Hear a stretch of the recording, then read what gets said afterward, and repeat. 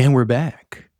Back with an exciting episode today. Oh, yeah, exciting. It's got all the drama. I'm kind of nervous to talk about this one. I'm not nervous at all because I don't know a lot about it, so that's okay. Yes, you do. You've had 3 kids. I'm the uneducated public on this. Okay, so here's the thing, guys. This is not medical advice. This is our experience, our perspective. Ooh. I get asked a lot of questions on social media about vaccines in general. What did you do? What did you not do? And it's a hard situation to be in sometimes. Just because we decided something for our family doesn't mean it's what you should. So we just wanted to start this episode out by saying, I think it's really important that we talk about vaccines. I also think it's really important to make sure it's very clear that our perspective is every child and adult is an individual, and you should really assess the situation based on those individual needs, location, situation, all the things. Yeah, I think there's a lot of fear mongering out there. I think if you Dr. Google it, it can be a very scary landscape because, I mean, let's be honest, with any medical procedure, there has to be disclosures and you have to talk about all the worst case scenarios. And that's scary as a parent to see that. Fortunately for us, we kind of took perhaps maybe an easier route because we just took instead of inoculation, we just took all of the ingredients, put them into a blender, and then we had our kids drink them. So I knew this was going to be like just all the jokes for you. You wouldn't be able to take it seriously. So if you want to take that route, that is medical advice. Oh my gosh. I'm just kidding. It's not. But yeah.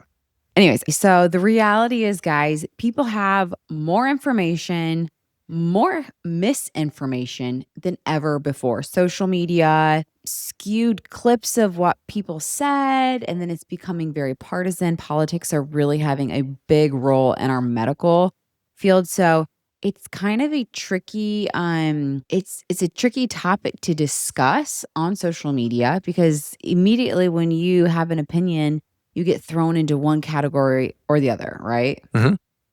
I would also say trust in a lot of our medical institutions have really, really shifted, which sucks. Being someone in the medical field, I used to really place really high value, for instance, on like what the American Academy of Pediatrics would say. I really held a high value in what the NIH said.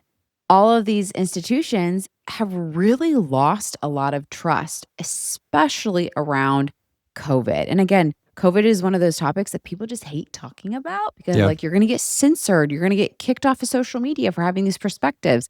10 years from now, depending on who's in charge politically, you could get censored, you know? So it's kind of like a scary topic to even talk about, but good thing I say what I think and I don't care. You definitely do. Yeah, I think that you say that the perspective has shifted or trust has shifted. I think you could maybe even say that it is eroded because it's like there has been some factual things that are out there that you see in the news and others of these people that we're supposed to trust and who are in leadership, who are making very poor decisions with their words and different things that just don't. And then when you dig in, it's even worse than what you see on these little clips on social media. Yeah. So I think it's a good cause for pause and concern to reevaluate and dig in a little bit and formulate your own opinions. Absolutely. And I think a big thing is most parents, we aren't anti anything. We are just pro the health of our children. Yeah. We are literally pro making the best possible decision for our kids. And it is hard once you start hearing these groups talking and then they're arguing over like mass vaccinations and decisions. And then they start talking about, well, this is the best for worldwide or this is the best for, and then you start stepping back and you're thinking, are they making decisions what's like best for each individual child? And then you have this whole other layer of like, well, where are they getting their facts from? And where are they getting their statistics from? Because what I'm facing here in small town Indiana is going to be different than what someone's facing upstate New York. Just the reality. Like we have a ton more probably animal-borne diseases being, there's so many hunters and there's so like we live in a very woodsy area and they probably need to be more concerned. Like my kid got the rabies shot a couple of years ago because he had a bat. Like, the things that we face here, maybe probably different than someone in a city. So I think the importance of really having specific child individual, assessments is super, super important. And that's the problem with some of these organizations. They are creating these like a one treatment fits all. And I particularly hate that. Yeah, I think we might need to return back to why our child got the rabies vaccine, because you just casually said there was a bat. We'll maybe get to that later on. Yeah. But no, I think like when you look at the issue as a whole, though, the reason why there's so much emotion and energy and passion behind it is I think that a lot of it is rooted in love, because you have these providers who genuinely care so much for the patients, particularly the children that they're working and then on behalf. Parents too. And you also have the parents and some who are parent providers. So there's a lot of really good things out there, but there is a lot of misinformation out there too. Absolutely. Particularly for people that aren't in the medical world. Yeah. Because that's a little harder to decode. You already have so many people in the medical field arguing over it. And then COVID just heightened that so much. I remember when we were going through it, I kept saying all of this will make so many people anti-vaxxers or hesitant to vaccinate, because you not only had inconsistencies coming out, you have medical providers who were like at the top in charge. I won't say any names, but like just people who were like the top, especially of our government medical providers, making decisions for everyone. And they would make a decision and it was a lie, and they would cover it up, and then they'd come back and say, well, we made that decision for the good of all people, and it had to do with masks. It had to do with mandates and false studies and not giving steroids initially, like a lot of different things. And I won't get into the weeds of that, but it made people lose a lot of trust. So then it was like, you did all of these things. How can we trust you for these other scenarios?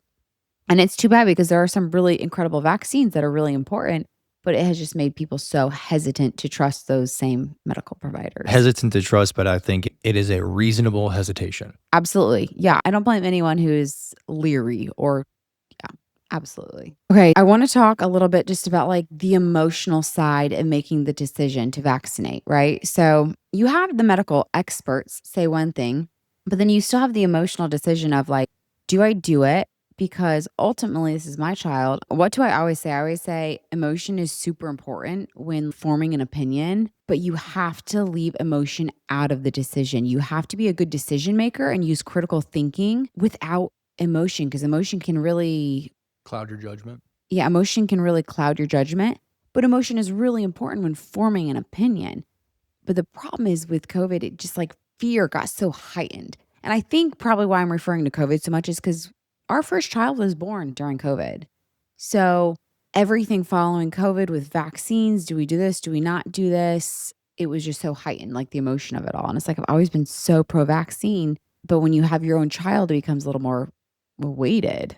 Yeah, and I think that many times, like as a dad, you feel responsible for like the protection of your family and the protection of your children.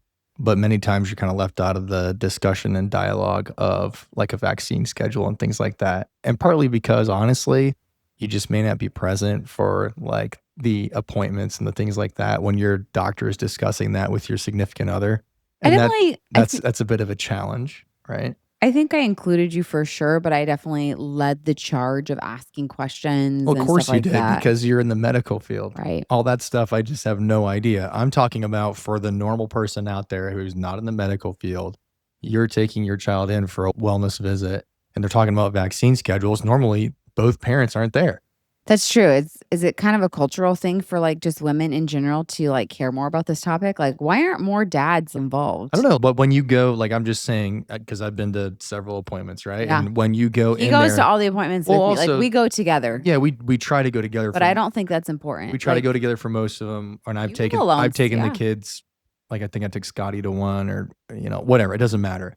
But I'm just saying, normally when you go, typically it's the mom that's there with the child because they're probably the primary caregiver anyway. And so like someone else, there is a working partner, and they're not going to be there for the pediatric visit, right? I'm really curious for my listeners. Is that common for when you are deciding like to vaccinate or not vaccinate and decisions like that? Like, are the dads heavily involved in that decision, or is that primarily the mom? I'm really curious. Yeah, I'd be curious too. I get why you definitely rely on me more because I'm in the medical field, but, like, what if I wasn't? I think I would be a lot more involved in the research and study behind the Mm. decision. Yeah. No, that makes sense, I 'Cause guess. I mean, like, I did not sit through medical terminology. I didn't sit through pharmaceutical classes. I didn't sit Yeah. through, virology classes and all this stuff. I mean, I didn't. And so I'm like, I'm kind of leaning into the fact that you've been able to go through some of that. Yeah. I think the thing that for me that has challenged me a lot is I have gone through that. I've gone through a lot of those classes and basic understanding. I'm not a virologist or I'm not an expert, but I've taken a few classes on it in my anesthesia program and my medical program. And I know enough to understand how it all works and viral loads and vaccines. And I've never been one that had an issue with giving my kids multiple vaccines at one time, just thinking how it works, the pharmacology of it. But I think what I've started getting better at asking why, and when I hear misconceptions, for instance, the polio vaccine, there's a lot of people pushing back on truly the effect it had. Like there were other scenarios. And I'm very careful to stay away from conspiracy theories, but it's not a conspiracy theory anymore when you start having multiple facts pointing to something. So I've been trying to be better over the years of when I hear different opinions and they seem like from legit sources, just looking into them a little bit more. Yeah. So And this is coming from someone who's been formally trained in the medical field. I think if you do not have a medical background, and if you are just like seeking this information on your own, you're asking these questions from the medical provider who you're going to see, your right, pediatrician. If your pediatrician does not answer your questions when you're asking them, and right. they don't give you good responses, then get a new pediatrician. Yeah, I think we've heard that from so many of our friends. Like they will use essentially like pediatric urgent cares as their medical Yeah. providers for their kids because they don't have. And I'm like, bro, what are you doing? Let me tell you, our pediatrician here in our little small town is amazing. Incredible. And it literally every single time he will take as much or as little time as you want. And he gives you as much as you want. You can ask questions. He'll Yeah. just give you freebies. It is so He gives refreshing. parenting advice Yeah. too. I love him so much. It's I like- love both of our pediatricians so much. In a world where many times these well visits, you're going in and it is just a rushed process. You got to check the boxes, ask the questions. Is your house child proofed? Is it this? Is, all the things, Yeah. right?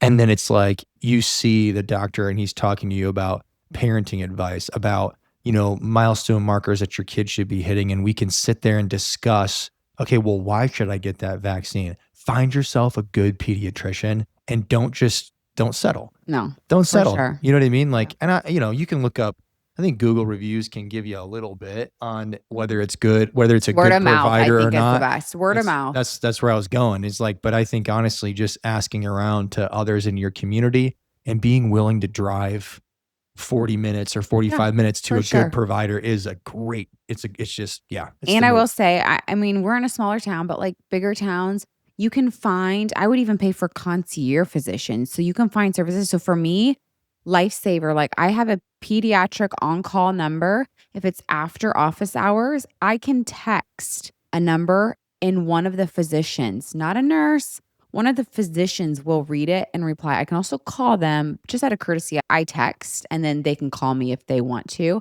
But if my kids are having any symptoms or anything I'm curious about or worried about, I can contact them.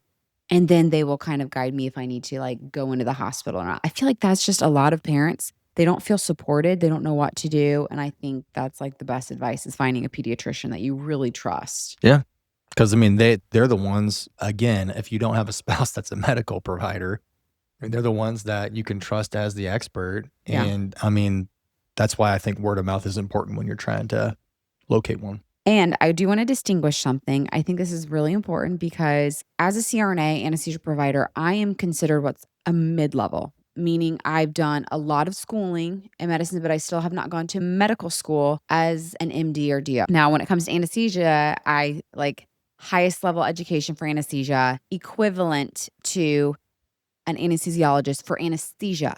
But what mid-levels do not have the same type of med school training when it comes to physiology, patho. So when you are bringing your child to a provider and you are worried about diseases and conditions, you want a provider that has the most education when it comes to this stuff. So you will have pediatric offices that will have like multiple physicians in-house, and then they'll have nurse practitioners. Nurse practitioners are incredible. They are very knowledgeable. They're very good at what they do. And a lot of times they're often better with patients, depending. How do you know what like mid-level provider? I guess I didn't even really know the terminology and how to rank people like that. But how do you know what kind of providers at that pediatrics practice? Was that like on the website? When you go see someone, they'll tell you, you should be able to know if it's a nurse practitioner or a doctor. And don't like at our office, there's a nurse practitioner that helps out. And sometimes if our doctors are busy, she'll see us. And I don't mind that at all, especially when it comes to like wellness checkups. Yeah. Like it's all basic stuff. But if I'm ever having a serious issue, like my sister, for instance, her little girl was having these weird rashes and no one could figure it out. And they were going to all these random people. And I was like, I want him to see my pediatrician. Yeah. And he's super smart and knowledgeable. So make sure your practice, like don't go to practice that's just a bunch of nurse practitioners and you don't ever get to see a physician or you don't have access to that. That might be an unpopular opinion in my realm, but I think that's important. Well, let me tell you about a popular opinion. This segment brought to you by Amino Energy, particularly the watermelon flavor. Let me just tell you, in a marketplace that is crowded by a lot of different energy drinks, this one excels as the best. Shameless. Optimal nutrition, shameless plug. This stuff's so good. It's bad news. Amino Energy, Optimum Nutrition. Would you like to sponsor our podcast? That would be great. You know what? Sponsor or not, I'm still buying this on subscription because it's that good. So good. And this is coming from a former sugar-free Red Bull addict. Great transition. Definitely one of our like Achilles heel is a good energy drink. I mean, it's just murdering our kidneys. Yeah, not great for our kidneys. But I'm willingly walking into the murder. Tastes good. Drink a lot of water. Balance. Back to the topic at hand. Back to vaccines. Where do you think is a reliable place for a non-medical provider? That is such a loaded question. I mean, we talk about the mistrust in the medical system. So if you're talking to a family of two individuals that are not medical providers, where do you go to do your own research? Because to me, if you just Google stuff, I mean, you can literally find two sides of an argument to everything, and you can believe both things. So, I mean, where do you go? Where do you begin your research?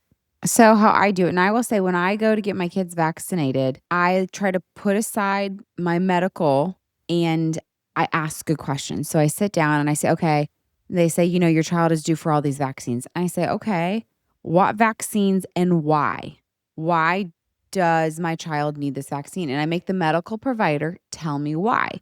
So for instance, we did not give the hepatitis B vaccine because when it was getting close to birth, they said, do you want this? I said, well, tell me why I need it. Well, and they brought it down like sexually transmitted disease. I'm like, well, can you test me for hepatitis B? Am I positive or am I negative? I'm negative. Okay, well then I'm fine with my child coming through my birth canal if I tested negative for Hep B, right?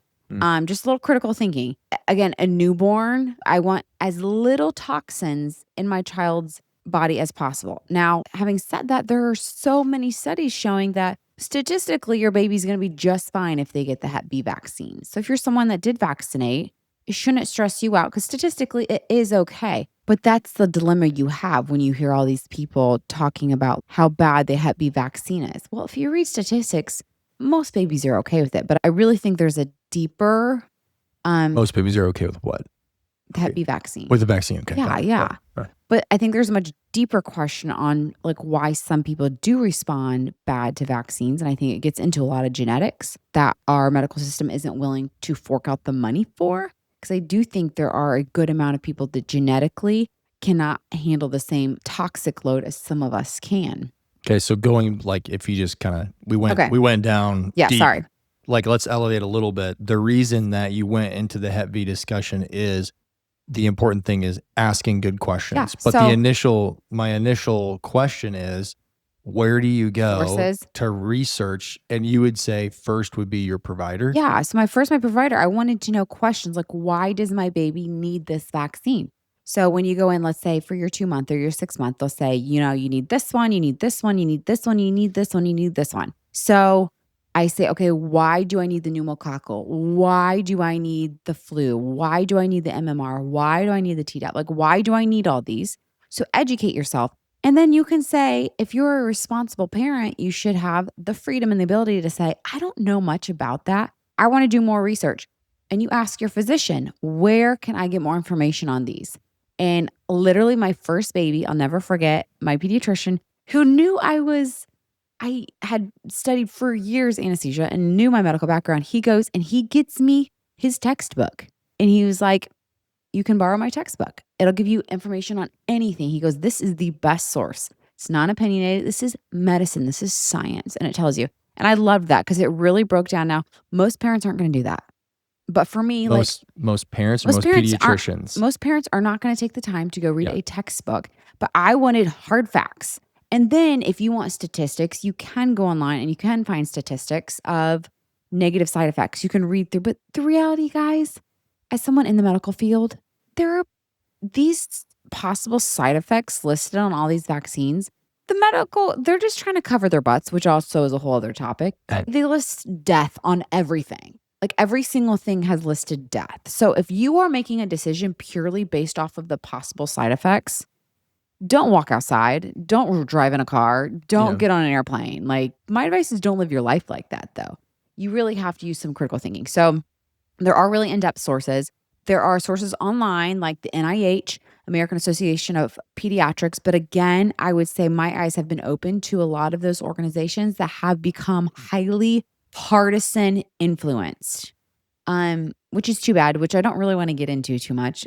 So I do think you have to be careful because there are statistics that we have found to be very inaccurate and have been misleading people on some things. Are there any like independent like research conglomerates or anything that no, because there's not a lot of money in it because again of some government decisions on vaccines just across what about the board. like I mean I know like a lot of it you'll hear like what's the big hospital network Cleveland Clinic or Mayo Cleveland. Clinic. Like COVID is a really good example. So I was pregnant. It was actually 2021. I was pregnant with my second child and my OBGYN really wanted me to get the COVID vaccine. Being an anesthesia provider, I did a lot of C-sections and I saw a lot of mothers deliver and their placentas were just wrecked. Like placentas should be a big blob. It was just like a hard hockey puck due to all the coagulation issues. And we know that COVID, not the vaccine, COVID causes that.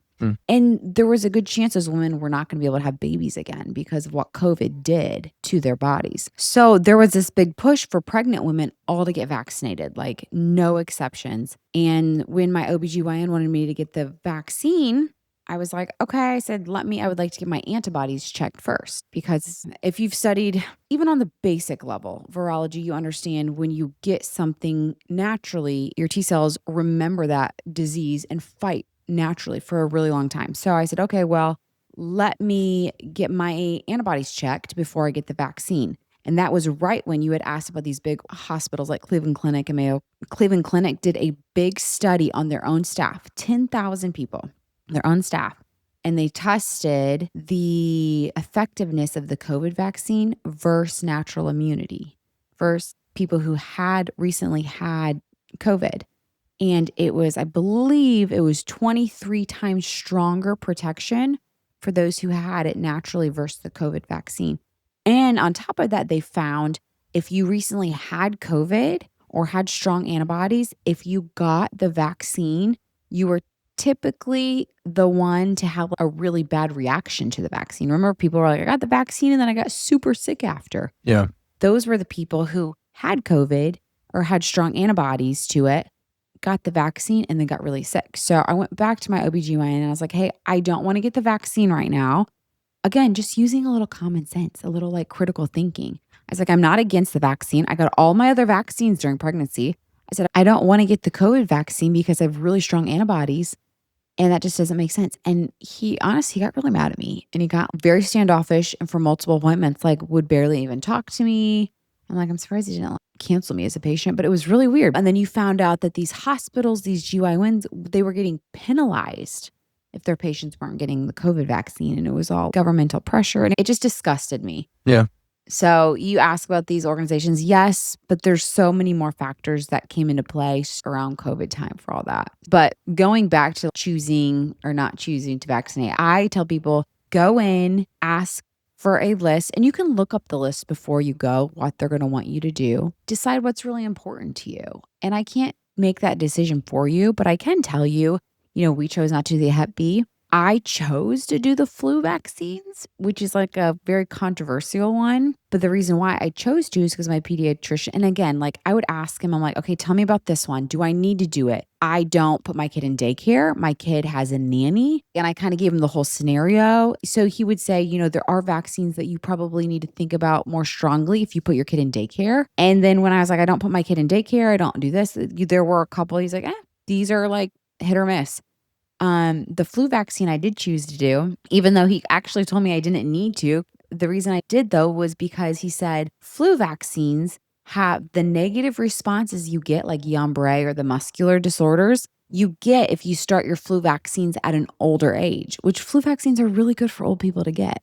But if you start getting them when they're younger, you don't ever have any of those same bad side effects to younger kids. Essentially, they build up that immunity and then they'll never have any of those complications long term. So I felt like that was appropriate to do as well. So I did do the flu vaccine for my kids. Now, I will also say my kids have had zero issues with their vaccines, but that doesn't mean your kid won't. I always say correlation does not mean causation and vice versa. Just because your kid or my kid did okay with it, that's why I go back to, I think so much of it is genetics and how kids respond to toxic load. I don't even want to get into the topic of autism, but you hear people talking about, do vaccines cause autism and all this stuff? And if you get into it and you really study it, the answer is no. Okay, the answer truly is no. But the reason why you have these questions coming up is because you have parents that truly have these experiences to where something changed with their child shortly after getting a vaccine. And you have to listen to those parents. They're not making it up. They're not dumb. They know their child better. And then, but the problem is we don't know why. And I believe it's more having to do with toxic load in our livers. Genetically, some people can't get rid of the toxins in our body as good as other people. I could get down the road of your glutathione depletion due to if we take Tylenol and all this stuff. Like, it's much more complicated than people want to say. I feel like your eyes are getting glazed over at me just talking about it, which is why so many people are just like, tell me what to do. I don't know. And I do say it's complicated. Well, I think if you are in a position where it is complicated and you do get the eye glaze over, it's important to ask a good question of the provider. Yeah. So it's a simple conversation. And again, I go back to, if your provider won't give you the time of day, and if you can't ask those questions, find a new provider. But think of the flip side. If you're like, okay, I don't want to do any vaccines, be really honest. What does that look like for you? Maybe you're like, I'm going to live on the prairie and I'm going to homeschool my kids and they're never going to go to school or travel or do any of this stuff. And it's like, well, YOLO, go live. The Amish community is a great example. They do that. Sure. And some people say they have like a lot lower disease rate. I just don't think they report as much. But for lack of research. Yes. Another day. I think you bring up a good point. Think about the flip side as a provider. So you're cycling through and you're seeing hundreds of patients a day or hundreds of pregnant women a day. And then you come in there and you're asking questions, and sometimes that can interrupt or throw off their process too. Yeah. I think do a little bit of research and educate yourself going into it, which again, like Dr. Google, don't come to your own conclusions. Just ask really good questions of the provider and have a good dialogue. But guys, with ChatGPT now, you can get a summarization with resources. Now, take it all with a grain of salt. You have so many resources, but be educated. At the end of the day, some people are like, our education isn't good enough. Our research isn't good enough. It's the best we got. So you really do have to make the best decision you can based off the information you have, and don't let fear be the sole driver of your decision. Because I'm not going to lie, dude, like after COVID, I was like, crap, have we been making good decisions? But then I like stopped. I said, no, that's fear mongering. I watched my algorithm got a little too weird on me there, and I was like, what do I know to be truth? And then I kind of go backwards. And then at the end of the day, you still have to be willing to be wrong. I think a good story is when I was younger, we went through a period where my mom had some crunchy granola. I don't even know. She got in this network where it was real popular to not vaccinate, home births, all the things. And she went through a period where she stopped vaccinating her kids as much. Back then, they gave you this card. So, like, I have my card where I could tell the dates I got my vaccinations. And there was this few year period where we weren't up to date on our MMR and stuff like that. And my little sister didn't get the whooping cough vaccine. And sure enough, I still have a vivid image of her in the hospital in one of the incubators. And she was extremely, extremely sick with the whooping cough, which it's just a virus, right? Like it's just a little respiratory virus. And most kids handle it just fine. And when you get the vaccine, you wouldn't know it's whooping cough for another. I think it was kind of a lesson learned because after my little sister went through that, they almost lost her due to a very preventative disease. All of us got, you can see on my timestamp, like all of us got our vaccines again because it was like, oh crap. Like I just experimented with my children. Didn't go great. One of my children almost died. And that's like a hard lesson to learn. But the reality is all of us, we're just trying to do what's best, right? And you may be someone that haven't vaccinated and you've gotten really lucky and your kid hasn't gotten the whooping cough or hasn't gotten the measles or hasn't gotten, that's the other thing. There's a lot of misinformation on some of this. And some kids are really lucky and they get things very mildly and some kids die, So I think you do have to step back, do what's best for you, try to get as good information as you can. But I will be the first to admit there is some inconsistencies in the medical world right now. Yeah. And as someone in the medical world, it's frustrating and it's sad. Mm-hmm. And it probably even more so for you because you're not in the medical world. Yeah. The mistrust certainly festers. So I think at a high level, at the end of the day, if we're tying a bow on all of this, vaccines are very important. Yeah. They're a good thing. Yeah. I think that mistrust in the system is valid. Yeah. And there's some legitimate struggles there. And I also think that choosing, like you can be selective and choosy in the provider / pediatrician that you get for your children. Yes. And ask really good questions of that provider. Yeah. And I will say the schedule is another thing that people talk about a lot. Don't get hung up on that. A good provider, they can separate those vaccines that are bundled together. I bundle my children's vaccines because I've studied it and I understand why they do it. You're fine if you're like, I know this is just silly and I'm going to get my kids vaccinated, but I want to do it a month apart. Go for it. I think the most important part is that you do it. And if that makes you feel better, great. I equate it to getting sick and taking an antibiotic, Tylenol, and ibuprofen at the same time. They all have different mechanisms of action. They're working in a different way. Vaccines have different viral loads and they're different. So what you're doing is you're introducing those antibodies or those antigens to your T cells to create antibodies, and your body can handle that. But that it's a little more deep level. And if you're just like, I would like to separate them, go for it. All good. Don't make people feel bad for doing that. I encourage people because the important part is you're getting your kids vaccinated. So don't feel bad about that. Yeah. Just added to your little bow. Add to your little bow.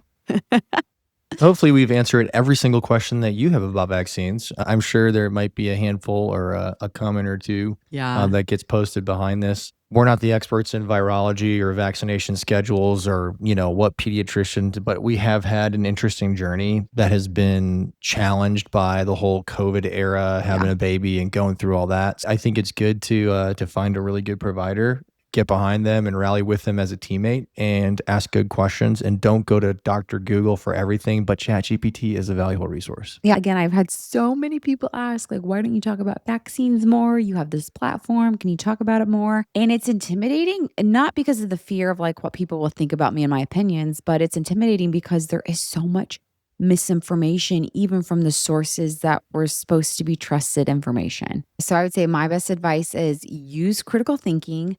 Don't let fear drive your decision making, and get a really good pediatrician that you can have these conversations with and talk through. And that was your advice. So I took it. Wow. But anyways, I hope this helped you guys a little bit. If you have any questions, comment below. Go head over to Instagram. You can DM me over there. I try to chat with people as much as I can and just be a source where questions are always welcome. and just being respectful also through the process. So yeah, curiosity is okay, and questions are a good thing. So get out there and get after it. yeah. But anyways, okay. Thanks for being here, guys. Don't forget to subscribe to our channel. Thanks for hanging out with the Wild Pam. See you next time. Peace.